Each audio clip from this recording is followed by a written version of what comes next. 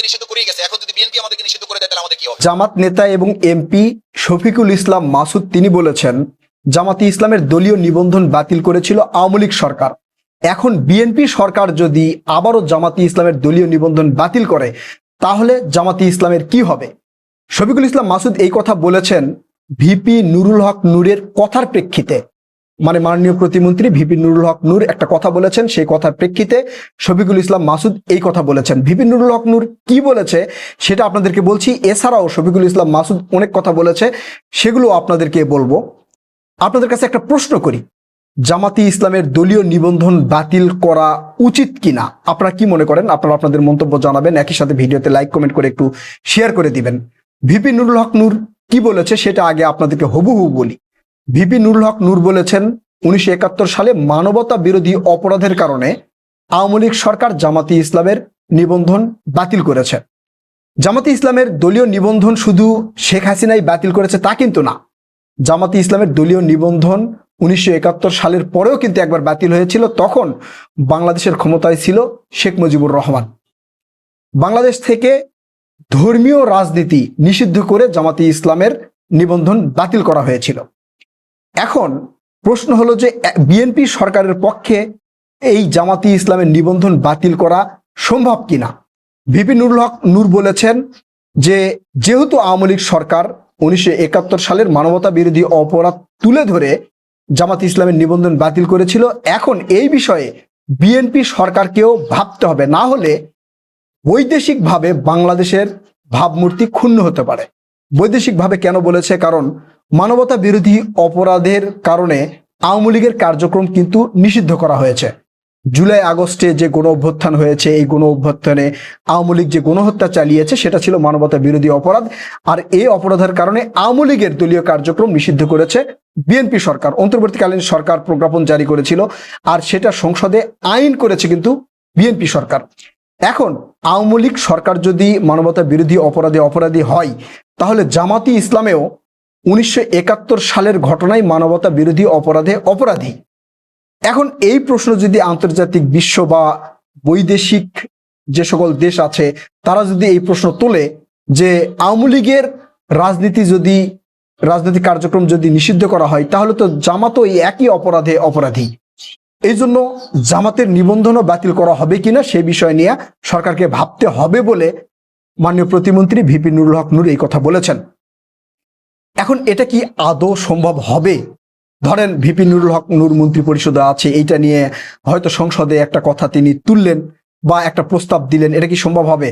সংসদে বর্তমানে জামাতের মোটামুটি 68 জন এমপি, নারী এমপি সহ, এবং এই যে এনসিপির এমপি সহ মোটামুটি 90 জনের মতো এমপি আছে। এটা কি সম্ভব হবে? এই 5 বছরে অর্থাৎ জামাতি ইসলামের এমপিরা সংসদে থাকা অবস্থায় কি জামাতি ইসলামের নিবন্ধন বাতিল করা সম্ভব হবে? আমার মনে হয় না এটা সম্ভব হবে। ভিপি নুরুল হক নূর হয়তো কোনো একটা আক্ষেপে বলেছেন, ভিপি নুরুল হক নূরের বিরুদ্ধে সাংবাদিক ইলিয়াস একটা প্রতিবেদন করেছেন, সেই আক্ষেপে হয়তো তিনি এই কথা বলেছেন। এটা সম্ভব হবে না। সম্ভব হবে কখন? যদি আওয়ামী লীগের কার্যক্রম আবারও সরকার ফিরিয়ে দেয়, আওয়ামী লীগ যদি বাংলাদেশের রাজনীতি করে, তাহলে জামাতি ইসলামের নিবন্ধন বাতিল করা সম্ভব। তাছাড়া কিন্তু সম্ভব নয়। কারণ জামাতি ইসলামের নিবন্ধন যদি বাতিল করা হয়, জামাতি ইসলামের পরে তো একটা শক্তিশালী রাজনৈতিক দল থাকতে হবে, বিরোধী দল থাকতে হবে। সেটা কে থাকবে বলেন? বিএনপির সাথে যুক্ত হয়েছে অনেকগুলো দল, জামাতের সাথে যুক্ত হয়েছে অনেকগুলো দল, কয়েকটা দল শুধু বাহিরে আছে, মানে রাজনৈতিক দল বাহিরে আছে। তারা কি জামাতি ইসলামের পজিশন দখল করতে পারবে? নির্বাচনে যদি জামাতি ইসলাম অংশগ্রহণ না করে, তাহলে নির্বাচন কি মানে সেইভাবে শক্তিশালী নির্বাচন হবে? আন্তর্জাতিক বিশ্ব কি সেটা গ্রহণ করবে? সেটা গ্রহণ করবে না। এখন জামাতের জায়গায় যদি অন্য একজন শক্তিশালী বিরোধী দল হিসেবে দাঁড়াতে পারে, তাহলেই সম্ভব, তাছাড়া সম্ভব নয়। অথবা আওয়ামী লীগের রাজনৈতিক কার্যক্রম ফিরিয়ে দিতে হবে। আওয়ামী লীগ যদি রাজনৈতিক কার্যক্রম করে, তখন যদি বিএনপি সরকার চায় যে 1971 সালের মানবতা বিরোধী অপরাধের কারণে জামাতের নিবন্ধন বাতিল করবে, তখন সম্ভব, তাছাড়া সম্ভব না। ভিপি নুরুল হক নূর বললেই এটা সম্ভব না। কারণ শক্তিশালী একটা বিরোধী দল থাকতে হবে অন্তত গ্রহণযোগ্য নির্বাচন হওয়ার জন্য। এনসিপি কি জামাতের জায়গা দখল করতে পারবে? এখন পর্যন্ত এনসিপি সেই সামর্থ্য অর্জন করতে পারেনি। বিধায় জামাতি ইসলামের রাজনৈতিক নিবন্ধন বাতিল করা এত সহজ হবে না। এই জামাতি ইসলামের রাজনীতি যখন 1971 সালে বঙ্গবন্ধু শেখ মুজিবুর রহমান বাতিল করে দিয়েছিলেন, তারপরে কিন্তু শহীদ রাষ্ট্রপতি জিয়াউর রহমান আবারও জামাতের এই নিবন্ধন ফিরিয়ে দিয়েছিল। পুনরাবৃত্তি ঘটছে কিন্তু আবারও। আওয়ামী লীগ সরকার অর্থাৎ শেখ হাসিনার সরকার জামাতের রাজনৈতিক নিবন্ধন বাতিল করেছে। তারেক রহমানের সরকার এসে বা অন্তর্বর্তীকালীন সরকার এসে কিন্তু সেই রাজনৈতিক নিবন্ধন ফিরিয়ে দিয়েছে। তারেক রহমানের সরকার এসে কিন্তু সেটাতে কোনো বাধা দেয়নি। মানে শহীদ রাষ্ট্রপতি জিয়াউর রহমান যেভাবে রাজনৈতিক নিবন্ধন ফিরিয়ে দিয়েছে, অন্তর্বর্তীকালীন সরকার ফিরিয়ে দিয়েছে এবং সেটাকে সমর্থন করেছে তারেক রহমান অর্থাৎ বিএনপি। এখন প্রশ্ন হলো, তাহলে ভিপি নুরুল হক নূর এটা কেন বললেন? রাজনৈতিক কারণে, রাজনৈতিক প্রেক্ষাপটে রাজনৈতিক দলগুলো একজন আরেকজনকে নিয়ে কথা বলবে, এটা স্বাভাবিক। শফিকুল ইসলাম মাসুদ তিনি এই ভিপি নুরুল হক নূরের কথার প্রেক্ষিতে কয়েকটা কথা বলেছেন এবং মোটামুটি একটা হুমকির মতো করে তিনি কথা বলেছেন। শফিকুল ইসলাম মাসুদ বলেছেন, জামাতি ইসলামের রাজনীতি যারা বাতিল করেছিল তাদের অবস্থা কি হয়েছে দেখেছেন? মানে এটা কিন্তু মোটামুটি একটা হুমকি। তিনি বলেছেন, আওয়ামী লীগ সরকার আমাদের রাজনৈতিক নিবন্ধন বাতিল করেছিল, মানে জামাতে ইসলামের রাজনৈতিক নিবন্ধন বাতিল করেছিল। বিএনপি সরকার বাতিল করলে জামাতের কি হবে এই চিন্তা ভাবনা করার আগে যারা রাজনৈতিক নিবন্ধন বাতিল করেছিল তাদের কি হয়েছে সেটা দেখেন। এখানে কিন্তু দুইটা ঘটনায় আসছে। শেখ মুজিবুর রহমান জামাতে ইসলামের রাজনৈতিক নিবন্ধন বাতিল করেছিল, শেখ মুজিবুর রহমান জয় বাংলা হয়ে গেছে। এবং আওয়ামী লীগ সরকার জামাতে ইসলামের রাজনৈতিক নিবন্ধন বাতিল করেছিল, আওয়ামী লীগ সরকার মানে শেখ হাসিনার সরকার জয় বাংলা হয়ে গেছে। এই কথাই কিন্তু মোটামুটি একটা হুমকি দেখা যাচ্ছে যে বিএনপি সরকারও যদি জামাতে ইসলামের রাজনৈতিক নিবন্ধন বাতিল করে তাহলে বিএনপি সরকারের এই একই পরিণতি হবে যেটা আওয়ামী লীগ সরকারের হয়েছে।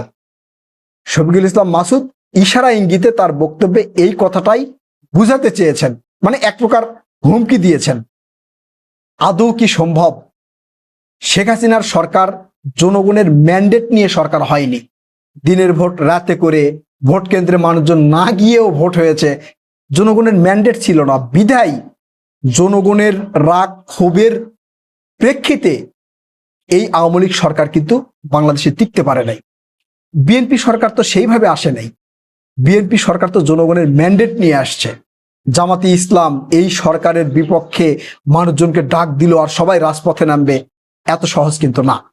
তাই শফিকুল ইসলাম মাসুদ যে হুমকি দিয়েছে সেটাও সম্ভব না। একই সাথে ভিপি নুরুল হক নূর যেটা বলেছে সেটাও সম্ভব না।